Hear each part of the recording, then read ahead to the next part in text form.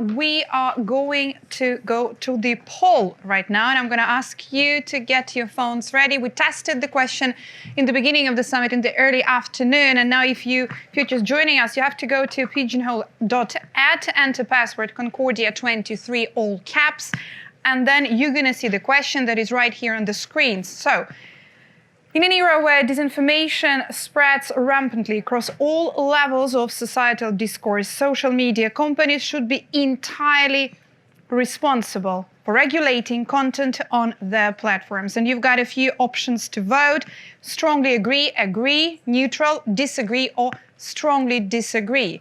And we're going to give it a few moments because I would like to those who've just joined us now and haven't tested the question and the polling in the beginning, get the opportunity to connect. You can see the instructions and the QR code as well on the screen. It's also at the back of your badge.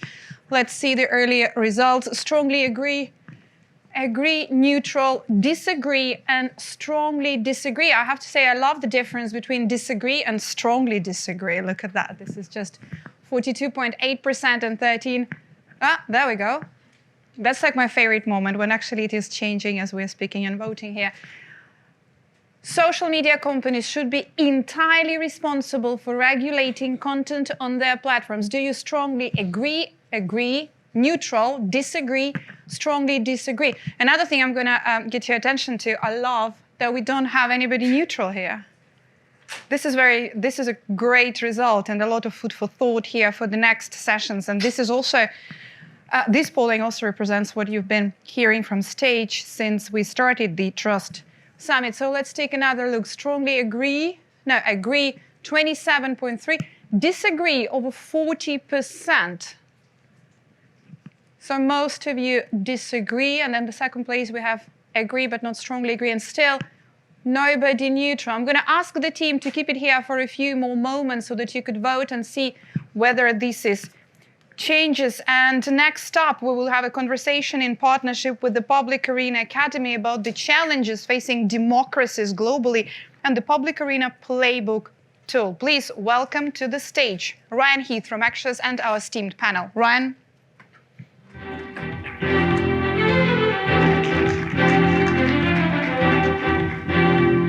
Hi, everyone.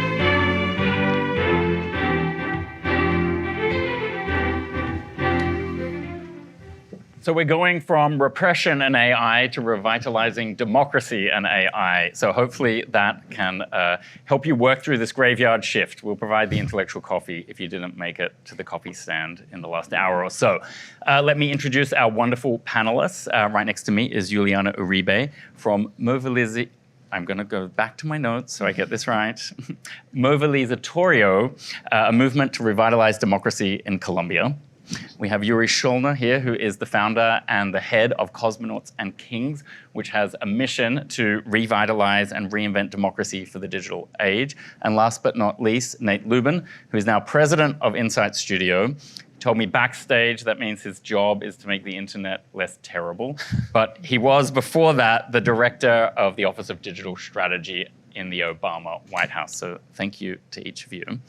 I want to start with a general question to all of you, and then we can get into what this Public Arena Playbook is and what it can do for democracy. And that's to ask you how surprised you were by the tsunami-like nature of all this generative AI hype, particularly the chatbots that have hit us this year. And if it's changed your view on how to achieve social change and make democracy work, tell us how it's changed your views. Start with you, Juliana. Well, good afternoon. And I'll start by saying that it's impressive how quickly these technologies spread and reach not just the global north, but the global south.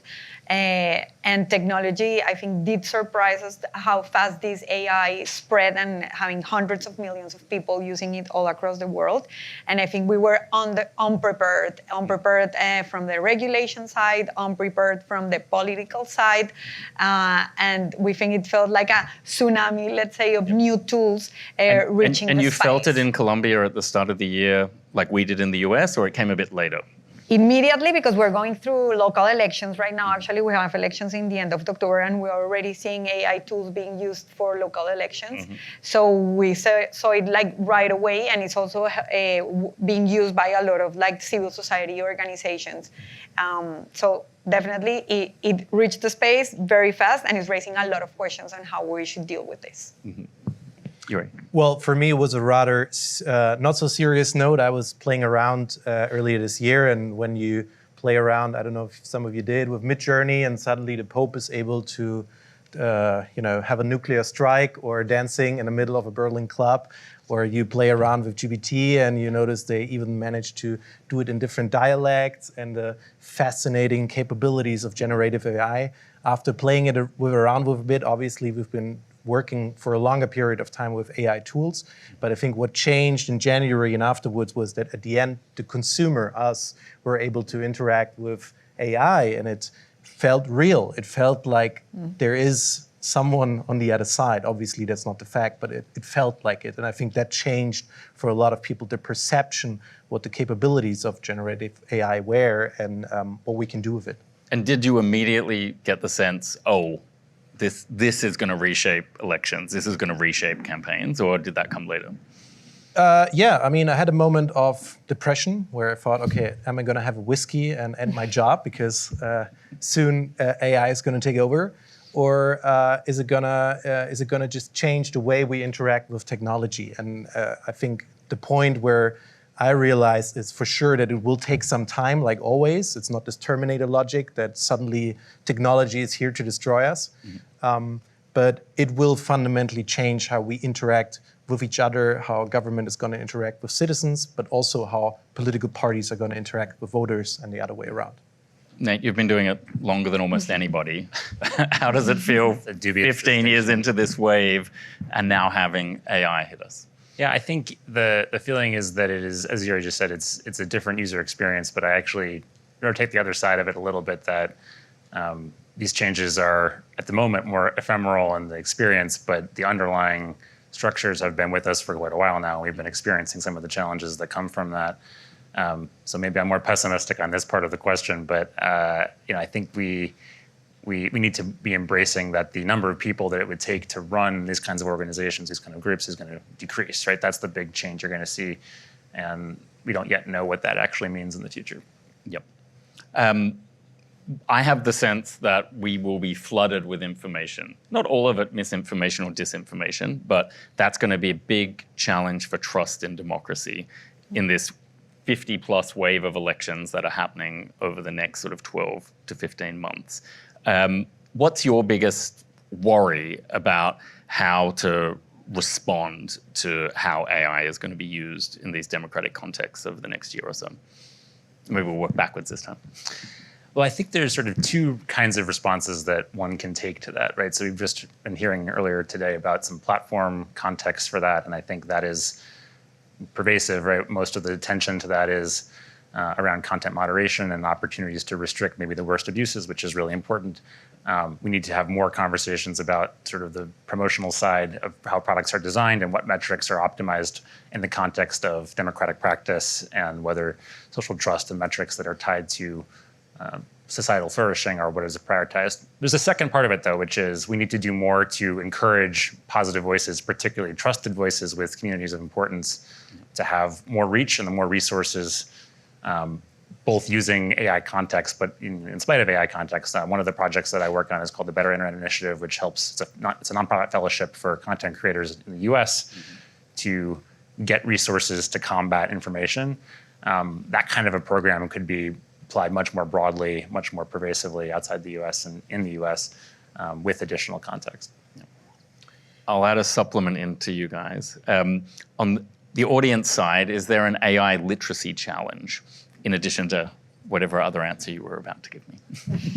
Yeah, no, I mean, like, that was the reason that brought us here today, especially talking about what we like to call the public arena. I think all of us doing different kinds of work in different branches, but at the end of the day, it comes down to the simple question, like, the guys who are trying to make this world a worse place won't take one day off.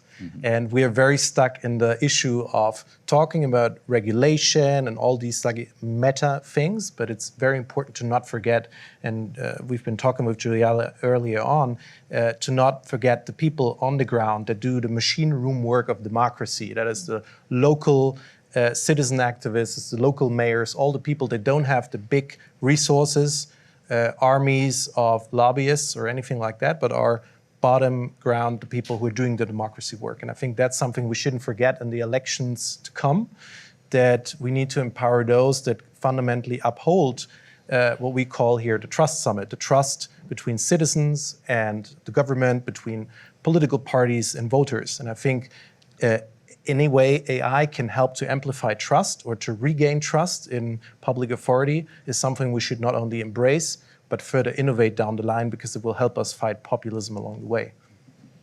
I like to portray it as we're in a moment, and it could be challenges, but there are also opportunities. So I have like 4 key messages that I would like to share with the audience. First is the key inclusion of the Global South of gender equality in all of this conversation. I think we're very worried that this conversation happens in a room in New York, we're very far away from so many other countries that are going through the same questions because technology is arriving at the same time now.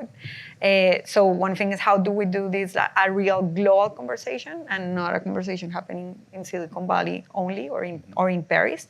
The second thing is that these are very powerful tools, and these tools can be used with very different values. But the word here is also around the funds backing up how these tools are being used. So I think it's very important that we fund well the programs that make people learn how to use the tools, that educate the people around AI and educate the people around democracy. That's why the media literacy initiatives that we're running in Latin America have reached millions of people, but they need to reach hundreds of millions of people. And there's a lot of opportunity there. And there's also the part in which the pace and the capacity that local political parties, local government officials, and civil society have to adopt this, there's a big gap between the pace in which all of this is happening. So we need to really invest in closing that gap really quickly. Mm-hmm. Now, Juri, let's talk about the Public Arena Playbook. It's not just a session title, it's an actual document, and it's going to come to a global audience soon. You've talked a lot about how having a values compass is key to making the most out of any new digital technology for democracy. So what's in the playbook, and how specifically do you see it revitalizing or safeguarding elements of our democracies? Yeah, thank you. I mean, for me, doing campaigns for Chancellor Merkel and Nate doing campaigns for Obama and all the people that we had in the conversation, it was clear that we need to democratize the knowledge and the accessibility of civic communication know-how, what Juliana just described. And I'm just going to show it to you here because it's going to go live. Just that's the short teaser. Feel free to shoot us a message on LinkedIn because we're going to launch it on a platform very soon, and it's around 400 pages where we try to include all the knowledge, all the know-how, all the case studies ranging from the Inside Iran protest movement, how to communicate in non-permissive environments, up to Ukraine cases with St. Javelin and how to fight Russian disinformation. The basic overall vision is that we want to give the knowledge, not just from us, but from everyone around, to be more productive. Because I fundamentally believe that ultimately, if we not democratize the knowledge, it will stay on the top for the very few. And that's not the goal. Because usually when I work, or Nate works, when we work in our traditional businesses, I think, we can work with organizations that have the money to pay us to run campaigns for them. But the machine room of democracy, it's, as Juliana said, the amazing work you're doing, it's the people on the ground that actually bring the change. And I think we all see it, Western democracy is in crisis, and we need to re-improve and rebuild the trust. And anything that can help us leveraging that is included in the playbook that we try to help give people tools with the help of AI, but also with the help of traditional strategies that they can bring change to their local communities. Because I think that ultimately change needs to happen from bottom up and not top down when it comes to rebuilding trust. Nate, American political campaigning is notoriously expensive. So Yes. it feels to me intuitively like a tool like this helps change the playing field to allow more people to participate. Is that sort of the way you would see it playing out? Yeah, I think that's a great way of putting it. I mean, as you just said, there are tried and true methods that we can talk a lot about here, and maybe we will in the next 5 minutes. But the point is that context that we don't know very well, there's going to be experts in those areas, in those countries, those ages that are different, and we need to empower those folks to be teachers as well as recipients of this work. So it's, the written word is the first part, but the second part is these communities and direct connections with folks. I think the larger point here of injecting trust that's earned, not just forced, is the key part of that, right? So in my own work, we've done a lot of assessments of the way exposure to online content affects perceptions, and you can use randomized controlled trials to measure that. But we see there's unintended effects happening constantly, right? And so someone who doesn't have the resources to run that kind of a randomized controlled test, they're not going to do it, but maybe we can give them at least a nudge that, hey, we've done this over here, you have your own context, you're going to have to make changes, but there's something that you can learn from it. And how, you can give examples from the playbook itself or from your own personal experience, because our experiences of democracy and our literal systems and infrastructure and the rules are so different from place to place. What are some of the most successful examples you've seen of democratizing people's ability to participate in democracy? You're living one right now, Juliana. Yes, so you have to talk about your own I want to movement. talk about this. But basically, since 2019, we designed a media literacy curriculum tailored to Latin American needs. And we've been testing how that is rolling and the impact that it has. We've trained over 8,000 teachers that are working directly with 250,000 students across Mexico and Colombia, more specifically. And we've seen that only with one TikTok video we've experimented, people can increase even 42% their media literacy abilities. They can learn to identify fake news very quickly. So that gives us a lot of hope, because there's a strategy to get more of this media literacy into the classrooms and even into the public policy of local and national governments.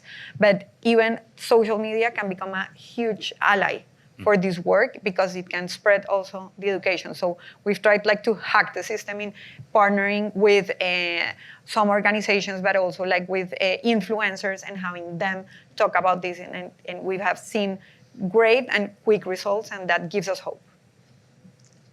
Yeah, no, I think looking at the perspective that what we see is that we have this growing divide, especially in Western democracies, in rural regions where people tend to have lower trust in media or public discourse, lower trust in government output efficiency, that we're at a crucial pathway in which way to choose, and anything is welcomed. And what we try to do is bring together actors such as Juliana and others, because ultimately we need to do something now, because otherwise AI will only accelerate the harmful elements that we already seen with the wave of digitization. We haven't solved all those issues when it comes to hate speech or disinformation. And I know there has been a lot of talk about this today, but we need to make it concrete, and we need to make it hands-on, deliver solutions. And I know that the innovation ecosystem of people that are trying to bring from the civil society, from business, from public sector, that a lot can be done.